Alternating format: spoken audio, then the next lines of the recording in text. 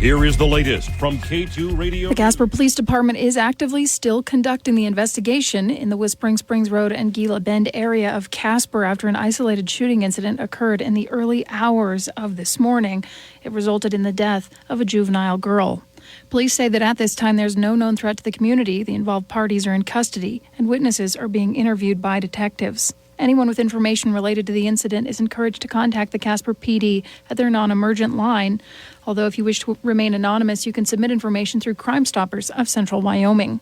So far, the county coroner has not released the identity of the victim. We will update this story when those details are available.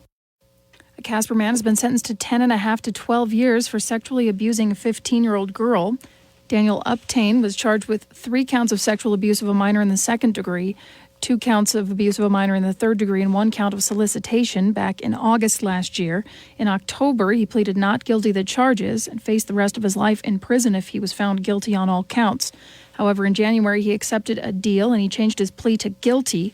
Prosecutors in exchange dismissed all but 2 of his charges, sexual abuse of a minor in the second degree and exploitation. Judge Daniel Forgey sentenced Upton in Natrona County District Court this morning to 10.5 to 12 years for the sexual abuse of a minor. The second charge will run concurrently with the first and with a cold plea provision. Forgey did not find that probation would be appropriate, largely because Upton has been convicted of 11 or 12. The court couldn't quite provide an exact number of felonies. Court records state the investigation began in July after the victim attempted suicide in a treatment center. In an interview with a forensic investigator, she said that she began a sexual relationship with Upton when she was just 15 years old. In an interview with Upton, he told investigators that when he first met the victim, he believed she was in her 20s, but after interacting with her more, he had suspected that she was in her late teens. Yesterday, President Joe Biden signed into law a ban on Russian-enriched uranium, a bill that was introduced by Senator John Barrasso last March. The Senate Committee on Energy and Natural Resources adopted the bill by vote as an amendment to the Nuclear Fuel Security Act. Representative Kathy McMorris Rodgers introduced companion legislation, which passed the U.S. House of Representatives by voice vote on December 11th last year. The Senate passed H.R. 1042 by unanimous consent on April 30th. Currently, Russia is the world's top supplier of enriched uranium, and about 24% of the enriched uranium used by U.S. nuclear power plants come from Russia.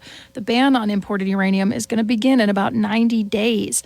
Barrasso said that we have officially ended Russia's chokehold on America's uranium supply. He believes banning the imports will jumpstart America's nuclear fuel industry, further defund Russia's war machine, and help revive American uranium production for decades to come. As our nation's leading uranium producer, Wyoming is ready to do their part to power American reactors with American nuclear fuel. Barrasso says Russia's dominance of the world's nuclear fuel supply chain is coming to an end. The law also unlocks about $2.7 billion from previous legislation to support the U.S. uranium fuel industry. In other news, the Fort Casper Museum Association and Fort Casper Museum have invited the public to attend a dedication ceremony for 9 newly installed headstones for soldiers of the 11th Kansas Volunteer Cavalry who lost their lives while in service at Platte Bridge Station in 1865. That's going to take place Saturday, June 1st from 10 a.m. to noon.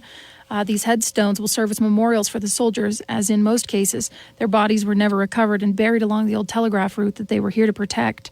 The ceremony will include remarks by Casper resident Elizabeth Jennings, who is a descendant of Private Adam Culp of the 11th Kansas Volunteer Cavalry, who is honored with one of the 9 headstones. Colton Sasser, also of Casper, and an Army veteran of the war in Afghanistan and Purple Heart recipient, will be speaking about the importance of honoring past veterans and the significance of their service today.